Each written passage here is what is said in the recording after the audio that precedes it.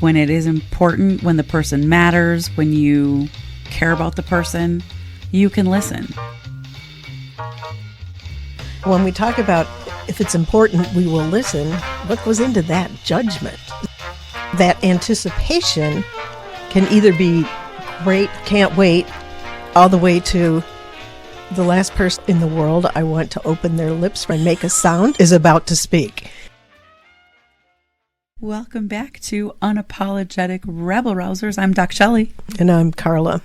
And this time we are going to be talking about listening. What? I know.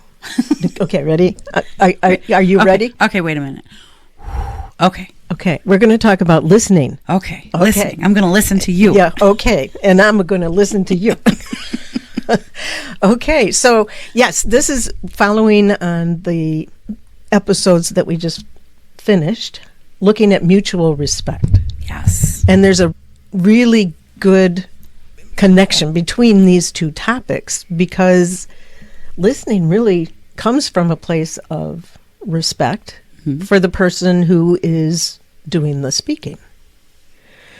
One of the things that we've talked about in getting ready for this was how we never really get taught how to listen, what goes into listening.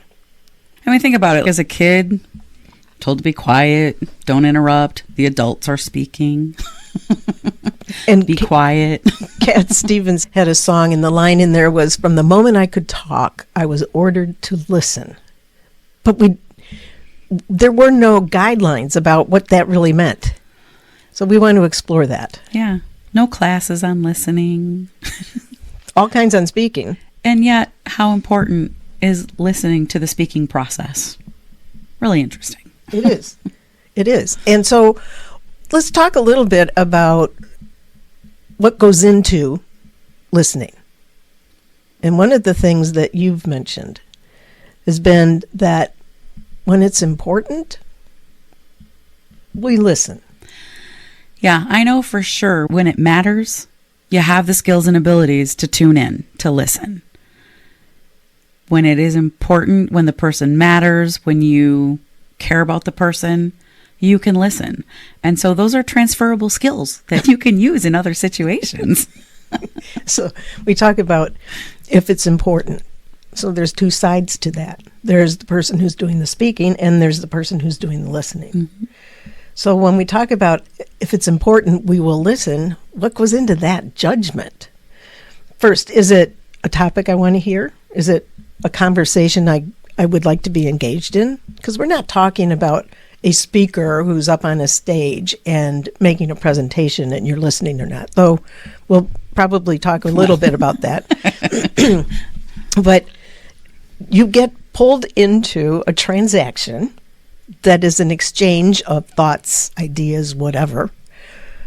It's kicked off by one person and isn't going to involve at least one other person, unless they're maybe just speaking to themselves. And have you ever done that? Have you ever, it's like, shut up, both of me? So I have a t-shirt that says, I talk to myself, she gets me. That's a classic. I know, I love it. Yes, okay. So when we're looking at what makes a conversation important, what makes it important to listen to what's being shared in that conversation. And that influences whether or not I'm going to make a choice to respect you with my attention. That's kind of how it works. Yeah, and I can't help but think about the Arbinger Institute's amazing book on, this is not a plug, I'm not getting paid, Leadership and Self-Deception, Getting Out of the Box. In that book, they talk about how do I want to be seen and how am I seeing others. So if I think about as a speaker, how do I want to be seen by you? So if we're in conversation and I want you to think I'm the smartest person on the planet, I'm probably going to be talking to you like I'm the smartest person on the planet.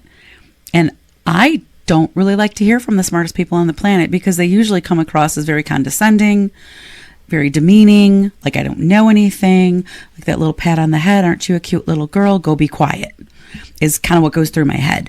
But if I come at you, I might be the smartest person on the planet on that subject, But if I come to you in conversation and I want you to see me as a collaborator, as a peer, then I'm going to have a very different tone of voice. I'm probably going to be a lot easier to listen to. So when you're in conversation, it's something to think about is, how do I want this person to see me?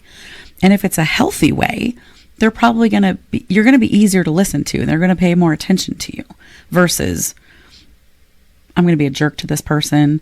I'm going to show this person how it is. I'm going to teach them a lesson. Like, there's all sorts of ways we show up for people that make them not listen.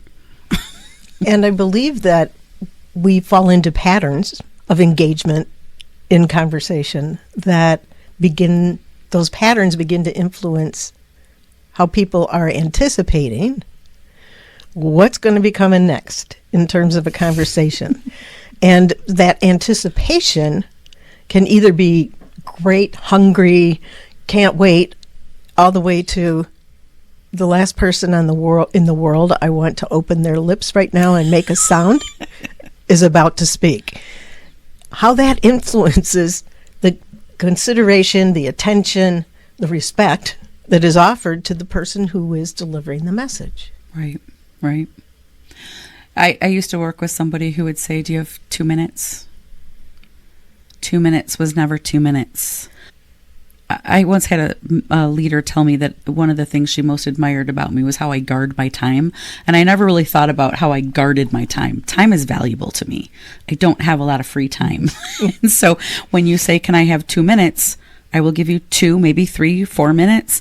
But when 2 minutes turns to 10 and 15, every single time you ask me if you can have 2 minutes, why are you not just saying, can I have 10 or 15 minutes? Because after 2 or 3 minutes, I'm checked out. I'm not listening anymore. The other challenge that I have learned that I have over the years for myself in listening, and that I've been working on for forever, is I'm a very fast thinker and I'm a fast creative problem solver. And so when people come to me, particularly in the work setting, they come to me with problems a lot. Amazingly enough, most people do not actually want my help in problem solving. They just want me to listen. But I've actually started asking that question. Oh, okay. Do you want me to listen? Do you want me to help you problem solve? Most of the time they say, I just want you to listen.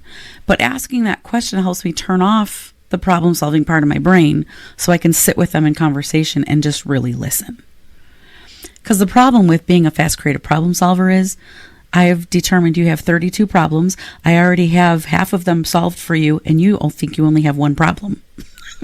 Which you're not even talking to me to solve. Right, because I've solved it and I've moved on. So I'm already thinking about what's my next meal. So there's a lot of triggers and there's a lot of habits that we have that prevent us from being good listeners. So I think it's really important to think about, what are some of the triggers that you have? What is preventing you from being a really good listener? Because what I can tell you for sure is it feels really good to be on the other end of a good listener. Absolutely. You feel seen, you feel heard, you feel respected. You feel valued, yeah. So we think about what the different patterns might be that we see around us, or those that and I'm going to invite that people might check this out as you're going through your next couple of days with meetings or engagements with friends or whatever. How do you listen differently? What are the things that influence the way you are listening in these various situations? Are they patterns that you've recognized are from this other person, so you've already fast forwarded to how this is going to go, and it's like, I don't even want it to start? That there isn't ever anything valuable that comes out of this person's mouth, so here goes another few minutes of time I'll never get back. Is it that you so enjoy whatever this person brings into your life that you'd listen all day long if you could? So what are some of the patterns you have as a listener? The judgments you make as a transaction of conversation is apparent. Here it comes. And you get ready for it. You can see this in meetings. Oh my goodness. You can see this in meetings. In terms of listening, there's this notion when people are leaning in, you think that they're interested. They're actually just waiting for that 1/2 second when you've stopped speaking in order to take a breath for them to be able to interject. Have you ever seen that before? Ugh. Have you ever done that? Every meeting I've ever been in my entire life. You think about those kinds of signals that you're getting. So I have 2 tests that I do. Go ahead. I know. We'll talk about interrupting later. I got so excited. I will never forget. I was in a one-on-one with a leader. She was a leader of mine, like not my direct leader, but above that. And she was on her laptop and she asked a question. And I knew she wasn't listening to me. I knew she had zero interest in having this one-on-one with me. And so I answered her question. Then I asked a question. And she's clicking away on her computer. And she goes, "You can go ahead. I'm still listening." And I said, "Oh, I was waiting for you to answer my question." And I said, "Clearly this isn't a good time. Should we reschedule?" And she said, "No, I'm listening." And I said, "Then can you answer my question?" And she looked at me and she goes, "Oh, what was your question?" And I said, "To my point, this clearly isn't a good time. You're busy. We can reschedule when you can have time to join me in conversation." She was pissed. Well, you call somebody out, right? But I was like, literally, it was like just awkward silence. And I thought, I'm good with silence. I am good with silence. And I will sit here and wait for you to answer me. And it was probably a good close to a minute before she said, "You can keep talking. I'm listening." Are you? Yeah. Are you really? That's a great story. That's a great story. But I thought, you've missed everything they teach in, I mean, obviously it's not listening 101, but like leadership 101. When you have one-on-ones, don't be distracted. Put your phone down. Don't be in your laptop. All of those things that they try to get you to do because you need to have meaningful one-on-ones with people. I didn't do any of them. There are so many examples of that. And it happens in families. Oh, for sure. For sure. You see those advertisements that show everybody sitting around the dinner table looking at their phones. I was just out with a couple girlfriends the other day, and there was a table that had 3 children, young, and they were all on their iPads, and the parents were both on their phones. And none of us had our phones out. We were laughing and having a good time. And one of them said, "I can't believe that family went out to eat and no one's talking." Well, I have a family dinner out. It was so funny. And one of the kids was so absorbed in her iPad that she walked out without her coat. And we were all saying, excuse me, you forgot your coat." Finally, we got the waitress, who then grabbed the coat and took it. They were so ingrained in their technology that they couldn't even hear us saying, "Hey, you forgot your coat." And it's interesting that we have to put boundaries up around that. We worked together in an organization where the senior leader, who was a brilliant leader, asked that people not have their telephones and their laptops going when there would be a gathering of the leadership team. And whenever she was in the room, that was how everybody was. They were fully focused, or at least they pretended. They were not distracted by any technology. But when she wasn't in the room, right back to the old habits. Cat's away, the mouse will play. I guess. But think about the impact of that meeting and how people were engaged. They were listening versus I'm going to be sitting here on my phone and in my technology, which as much as people think they can multitask, they're missing stuff. Yes. And I think that also is something that leads us to the notion of interruptions. Yes. So interruptions happen for a variety of reasons, not the least of which would be, well, I have absolutely no idea what was just being discussed, and so before they get into asking questions about what we should do, I'm going to change the subject. Or that person is going down a great path of insight and such, and I can pick it up, and I want to be the one that gets to run with it because, damn it, I wasn't the first one to start it. So, but I'll end it. Yeah, exactly. So interruptions in somebody who's speaking, but then also interruptions in your listening. When you're listening and you're not engaged, you're not actually actively listening, you're hearing. You might not even be hearing. Yeah, questionable. So you just go someplace else. You see that. You see that in meetings. You see that in conversations. You can just get that blank stare. So interruptions is another not respectful activity. Even just, I'm a head bobber, I'm nodding along going, yeah, I agree. Even that can be considered an interruption. And when people say, yeah, or which I do, you can hear it sometimes in the podcast, that can be an interruption for people because it can interrupt the thought that they have to maybe change directions. And I try it in my coaching sessions. I remember very early on, I worked with a coach and he had observed a coaching session. And he said, do you know how many times you said, or oh?